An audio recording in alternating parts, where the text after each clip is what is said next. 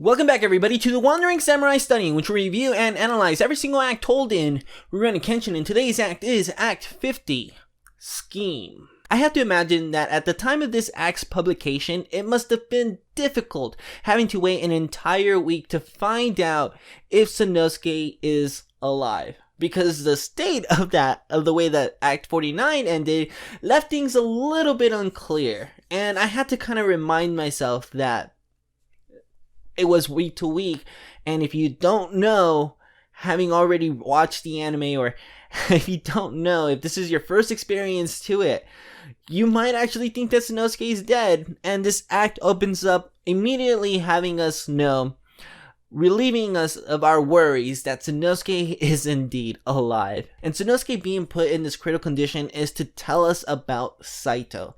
But before we get into Saito, let's get into the chapter summary review and we'll go from there. Thanks to Megumi, Sanosuke is in stable condition but remains unconscious for 3 days. Kenshin continues to ponder on the clues left behind by Saito. Elsewhere, Saito attempts to have a pleasant economical meal when Akamatsu confronts Saito about his desire to take Kenshin down, feeling that Saito stole that opportunity from him. Saito suggests he lure Kenshin away from the dojo so that Akamatsu may finish him off. Just as Saito planned, Kenshin takes Saito's bait and he's surprised to find Akamatsu attacking rather than Saito. Back at the dojo, Saito uses his position as a police officer to infiltrate the Kamiya Dojo. So, Saito's strength. The fact that Saito was able to put Sanosuke in an unconscious level for more than 3 days, it's more than we need to know. It's kind of hammering it down that Saito is unlike anything that we've seen before. The whole group, they're blindsided by this attack on the Kamiya Dojo. This doesn't involve anybody else. It's Saito bringing the fight directly to Kenshin.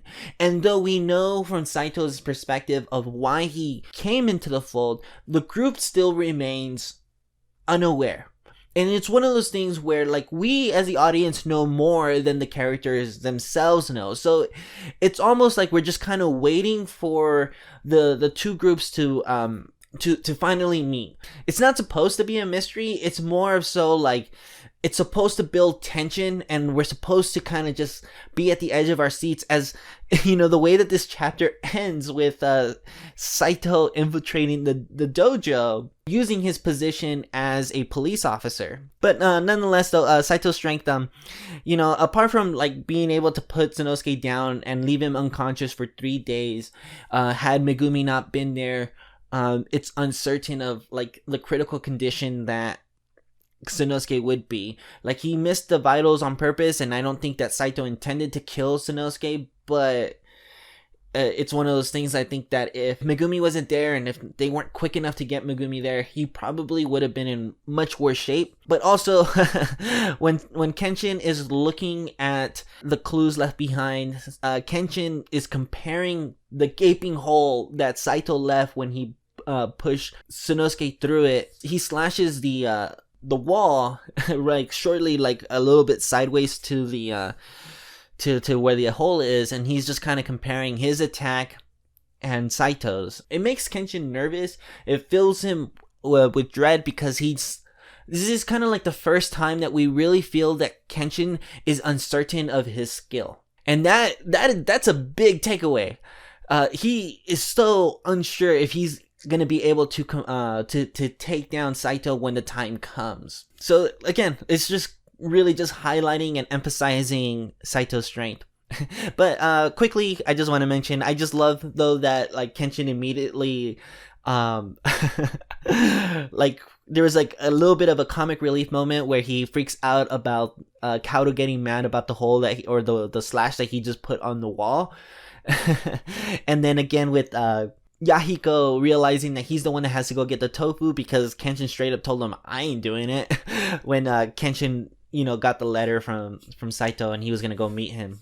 Like, these little comic relief moments, they're such small panels in the chapter, but they're important so that we remember that like the story is getting a little bit darker, but we can't forget about the comic relief. And even if it's such a small little moment, it's to remind us that these characters are generally kind of funny. It's just that right now it's a little bit dark. So yeah, let's go ahead and move on to Saito's personality, I guess. At the beginning of this arc, it opens up with a shot of Kenshin fighting the Shinsengumi, and the first person that we get to see is Okita, the first leader of the Shinsengumi squad. But then Saito steps in because Okita's not well enough to fight Kenshin, and he's smiling. And so that kind of just tells us a little bit of Saito's personality, and we get to see it here. Every time that we generally see Saito when he's with other people, when he's not in battle mode, he's smiling. So I know I've already talked about this before, but I just think that it's worth noting because he isn't fazed when he's talking to Akamatsu. And Akamatsu is talking very arrogantly. He's talking down on Saito. He's very upfront about his feelings to Saito and telling him that he doesn't like it. He doesn't like him. And Saito, or Fujita, as he's insisting on being called here, is unfazed by it. He doesn't seem to care. And I think trying to stay in the realms of this one chapter, I think that he's just generally supposed to be a pretty positive, a pretty happy-go-lucky person when he's not in battle mode. When he's in battle mode, things change a little bit more, but also behind his smile, he's very sinister, and we've seen it in the last chapter when he's getting up and he's leaving from his meeting with the politician, and he's walking on the streets. Like, he's thinking, and you can see it in his face. But also here when he's scheming, and he's like telling Akamatsu that he goes instead, and he'll lure Kenshin away from the dojo so that he could take him down. It's like, it's kind of like Two-Face, but it's also like, I think that this is kind of like how he chooses to present himself in public, because the moment that Sanosuke noticed that Saito is not who he claims to be when he was posing as the medicine merchant, his face and his demeanor changed. So I think that this is just part of his public persona, but also him insisting that he be called Fujita instead of Saito. It means that he's really determined to be addressed in this new persona that he's cultivated in the Meiji. That he's kind of left behind Hajime Saito, and being Goro Fujita is really what he stands to be. And Goro Fujita is the kind of guy that will have a cheap, economical meal. And that's such a small detail, but I love it. And I'm not even certain why I love it. I just think that Goro Fujita is the kind of guy that can find pleasure in the simplest things, and that's something that something that I personally don't really see. It kind of reminds me of Kenshin in a way, because Kenshin is all about just living a very simple, carefree life and protecting the people that are around him. And I think that Saito or Fujita is similar in that way, that he takes pleasure in life's simplest things, and that's pretty cool. And we'll go ahead and finish off this chapter by talking about Akamatsu. And there really isn't a whole lot to say besides that he's arrogant. He gets a Secret Life of Character page, I think, at the end of this chapter. And Watsuki pretty much just admits that he didn't spend any time developing this character. And that his big personality trait is that he's arrogant, and that's kind of his favorite feature or his favorite character detail to put into a character, I guess. Arrogance. And yeah, we can see that. I think though that in the grand scheme of things, Akamatsu is fairly unimportant. I think the fact that there's a Secret Life of Characters page for Akamatsu here, as opposed to, at a later time, it just kind of shows us that he's not really that big of a deal. Though I do want to say that on the character design, I think he looks really cool in the manga, as opposed to the anime.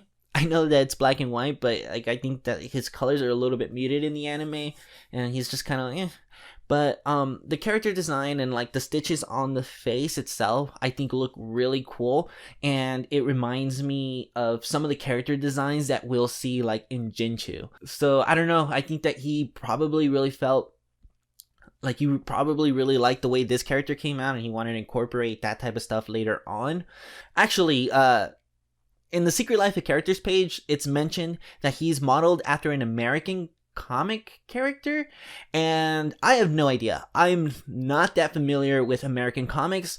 If somebody knows, please let me know, because I'm curious. I think it might be the Hulk, but like a Japanese edgy type of Hulk inspiration. I don't know, man. I don't really know anything about American comics, so let me know if you can figure that out. But this has been Act 50 of Rurouni Kenshin and episode 50 of the Wandering Samurai Study. If you like this video and you want to see more, then consider subscribing to the channel, leave a thumbs up, and comment down below something that you liked about this act. What did you guys think of Saito's personality? What do you guys think of, I don't know, the comparison of like Saito liking cheap economical food being kind of compared to Kenshin? They're supposed to be polar opposites, and you can see that I don't know, I feel like I could see a little connection between the two characters. What did you guys think of like Kenshin comparing his strength to Saito, and Kenshin feeling nervous about his confrontation with Saito? I think that that's really cool, and it's something that I kind of just picked up on actually while recording the video. But I'll touch you guys in the comments down below. For now, we'll see you guys in the next one. Bye, chan.